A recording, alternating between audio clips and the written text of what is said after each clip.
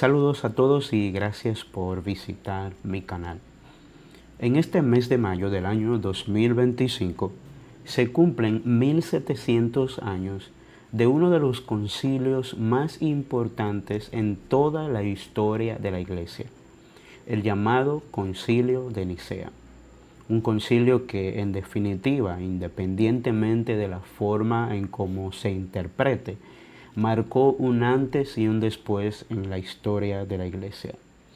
Sin embargo, existen muchos mitos y muchos datos e informaciones imprecisas que circulan en la web y en todo lado sobre lo que realmente aconteció en este concilio, sobre las decisiones que se tomaron allí y sobre todo sobre la influencia que ejerció Constantino en las decisiones que se tomaron en el concilio de Nicea. Constantino era el emperador del Imperio Romano en ese tiempo y sin duda él fue quien convocó este concilio. Sin embargo, los datos reflejan que su participación allí no fue tan influyente como algunos afirman. Él convocó el concilio y aparentemente estuvo presente allí durante todas las discusiones. Él fue el presidente honorífico. Sin embargo, él no votó en el concilio. Pero una de las cosas más dichas por muchas personas es que en este concilio de Nicea fue que se decidió cuáles libros iban a estar incluidos en lo que nosotros hoy conocemos como el Nuevo Testamento de 27 libros. Algunos dicen que Constantino fue quien decidió cuáles libros iban a estar incluidos y cuáles libros iban a ser desechados o quemados. Sin embargo, la verdad es que esto no se decidió en el Concilio de Nicea. En el Concilio de Nicea se discutieron otros temas, como es el caso de la deidad de Cristo, es decir, su relación con el Padre, y entre otras cosas como la fecha de la Pascua, pero no se habló sobre inclusión o no inclusión de los libros del Nuevo Testamento. La verdad es que esto se decidió en otros concilios que se celebraron varios años más adelante. Pero otra cosa, y es lo que quiero enfatizar en esto, ¿cómo realmente se dio este proceso de canonización? Y la verdad hay que decirla, la palabra canonización no hace mucha justicia a lo que realmente sucedió con los libros del Nuevo Testamento y cómo estos fueron incluidos en la lista de nuestros libros que conocemos hoy en día como textos inspirados por Dios. Todo esto realmente sucedió mucho antes y de una forma muy natural.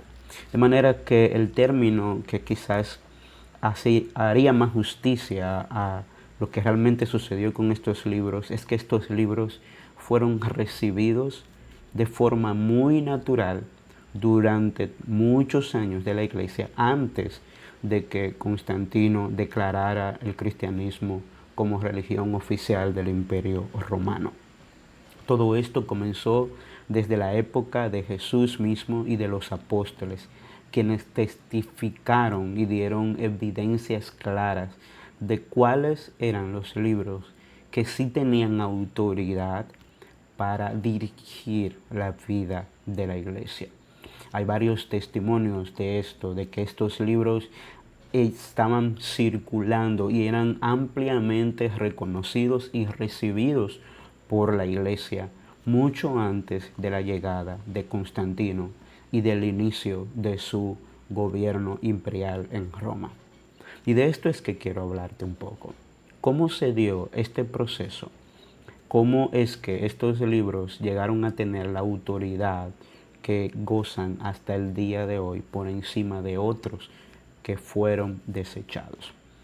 Y como te decía, todo esto ocurrió de una forma muy natural, principalmente porque estos libros contaban con la autoridad sobre todas las cosas de Cristo y de sus apóstoles. quienes fueron los que recibieron el testimonio de manera directa de parte de Cristo. Y más adelante, en primer lugar, los padres apostólicos, quienes fueron los discípulos directos de los apóstoles de Cristo, se encargaron de un tiempo bastante largo, pero de una forma muy natural, de recopilar estos libros y ponerlos a circular hasta que finalmente fueron reconocidos de manera oficial en los concilios que se celebraron mucho más allá del concilio de Nicea. La historia muestra que los libros que conocemos hoy como parte del Nuevo Testamento fueron recibidos por la Iglesia desde mucho antes de la llegada de Constantino. Y esto es porque gozaban del testimonio directo tanto de Cristo como de sus apóstoles. Escritores como Pablo o Pedro hablan de los libros del Nuevo Testamento como libros inspirados de la misma forma en que lo estaban los 39 libros del Antiguo Testamento de los judíos. Además de eso, contamos con el testimonio de varios de los discípulos directos de los apóstoles de Cristo, conocidos como los padres apostólicos. Varios testimonios muy tempranos, desde el siglo I y el siglo II, dan fe de que varios de estos libros ya estaban circulando, aún con la poca tecnología que había en este tiempo para hacer llegar los libros de una iglesia a otra o de una ciudad a otra. Por ejemplo, Clemente de Roma, en el año 95 después de Cristo, se refiere a las epístolas de Pablo como inspiradas por el Espíritu. Ignacio de Antioquía, del año 110 después de Cristo, se refiere a las epístolas de Pablo en los mismos términos. Bernabé, en el año 130 después de Cristo, cita el Nuevo Testamento y los Evangelios. Ireneo de Lyon, año 170 al 180 después de Cristo, ofrece una lista que incluye los Evangelios, Hechos, las cartas de Pablo con excepción de Filemón, Hebreos, Santiago, Primera de Pedro, Primera y Segunda de Juan y Apocalipsis. También se habla de el fragmento muratorio del año 170 a 180 después de Cristo, que se considera como la lista más antigua de todos. Incluye los Evangelios, Hechos, cartas de Pablo, Primera y Segunda de Juan, Judas y Apocalipsis. También tenemos a Clemente de Alejandría en el año 200 después de Cristo, que ofrece una lista que incluye los Evangelios, Hechos, las cartas de Pablo, Hebreos, Primera de Pedro, Primera y Segunda de Juan, Judas y Apocalipsis. Es en este contexto de finales del siglo I, el siglo II y el siglo III después de Cristo que estos libros estaban circulando ampliamente y eran bastante conocidos, ya que estaban llegando a gran parte de la iglesia, sea de manera individual o de forma colectiva, en pergaminos para facilitar su lectura, en donde surge la necesidad de establecer un canon definido. Esto es porque habían surgido otros escritos, no todos ellos necesariamente contrarios a la fe, pero no todos tenían la suficiente autoridad como para ser considerados inspirados. También habían surgido otros libros que tenían una autoría falsa. Muchos de estos libros incluso se hacían pasar por libros escritos por los propios apóstoles. Estos libros se conocían como pseudoepígrafes o pseudoepígrafos, como es el caso del Evangelio de Tomás, el Apocalipsis de Pedro, el Evangelio de María Magdalena, el Evangelio de Judas y otros que realmente surgieron mucho tiempo después, cuando ya los apóstoles habían fallecido. Esto quiere decir entonces que la iglesia se vio en la necesidad de rechazar estos libros y establecer una serie de criterios para poder determinar de manera unánime en todas las iglesias de Cristo cuáles libros eran realmente inspirados por Dios y que venían directamente de la autoría de los apóstoles. Entonces, uno de los criterios que se establecieron, y creo que uno de los más importantes, es que estos libros debían tener autoridad apostólica, es decir, debieron ser escritos por un apóstol o por un apóstol o por un discípulo cercano al apóstol. Esto es para que el libro pueda contar con autoridad apostólica. También la ortodoxia, es decir, cómo esta enseñanza se correspondía con la enseñanza general de la Biblia, con lo que la iglesia eh, había establecido como su propia ortodoxia, cómo se correspondía con las enseñanzas claras y generales de la palabra de Dios. También su antigüedad. Esto es para poder determinar si realmente vino del tiempo de los apóstoles o fue escrito mucho tiempo después por alguien que de manera falsa o fraudulenta se hizo llamar como un apóstol. También la universalidad, es decir, cómo la iglesia había recibido estos libros de manera universal. Y por eso entonces decimos que realmente lo que la iglesia hizo fue autentificar lo que ya había sido enseñado en los primeros siglos de la fundación de la iglesia de Cristo. Es entonces cuando aparece la primera lista de los 27 libros que hoy conocemos como el Nuevo Testamento. Esta lista aparece en el año 367 por Atanasio de Alejandría. En su carta pascual, él cita estos 27 libros.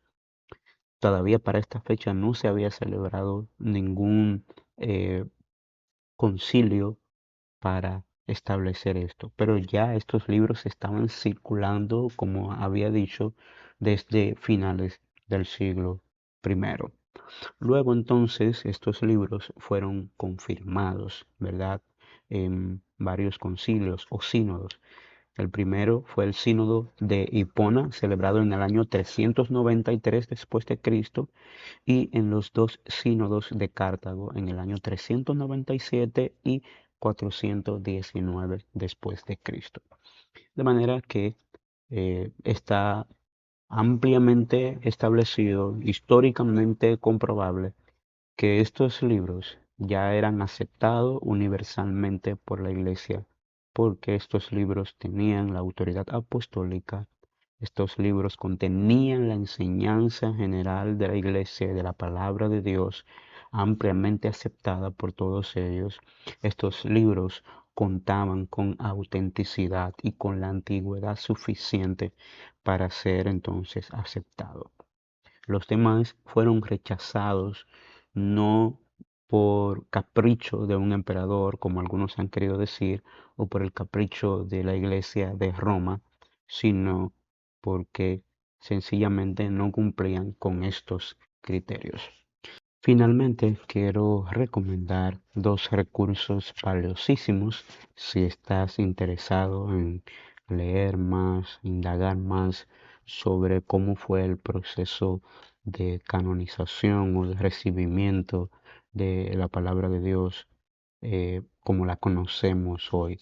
Uno de ellos es este, de F. Bruce o Frederick Brooks, el Canon de las Escrituras, que se ha convertido en un clásico, pero todavía sigue siendo una gran referencia debido a que Bruce es un académico con mucha capacidad y en este libro muestra toda esta sagacidad y demostrar cómo fue la historia de, de la canonización de las escrituras.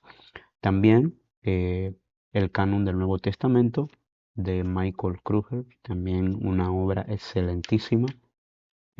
un académico también sumamente preparado, con gran referencia en este libro, eh, y son ampliamente recomendados. Así es que ya lo sabes. Estos dos libros, si los lees, si puedes leerlo, sé que vas a ser bien edificado e instruido sobre estos temas. Así es que gracias una vez más por ver este video hasta aquí. Espero que le dé me gusta y que lo compartas con otro. En una próxima entrega estaremos hablando un poco más del Concilio de Nicea y sobre todo de lo que se trató allí, el tema principal que se trató en el Concilio de Nicea, que es la divinidad de Cristo. Bendiciones y hasta una próxima entrega.